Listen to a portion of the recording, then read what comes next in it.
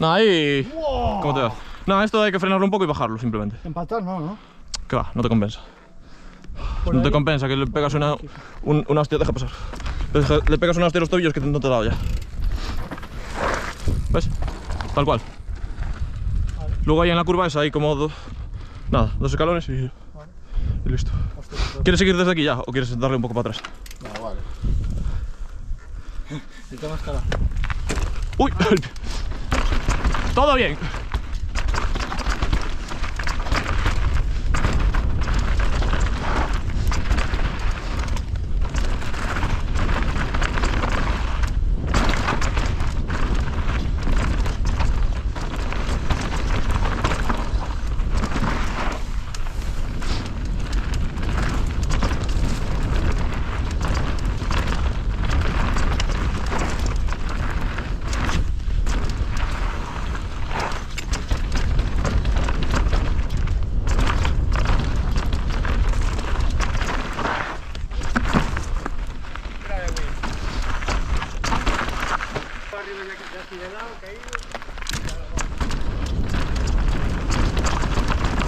¡Cuidado ahí!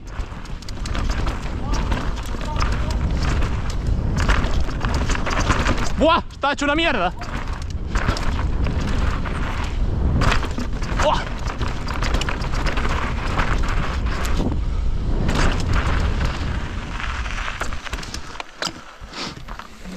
Esto no hay que ver.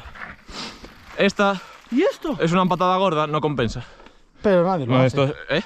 Sí, algunos, pero lo hacen yo ni de coña. Marcos le intentó y le quedará un poquito corto.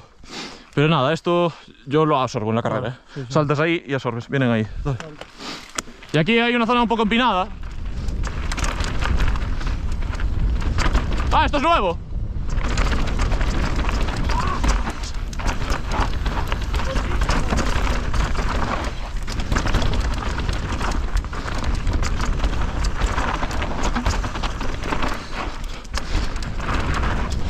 ¡Uh!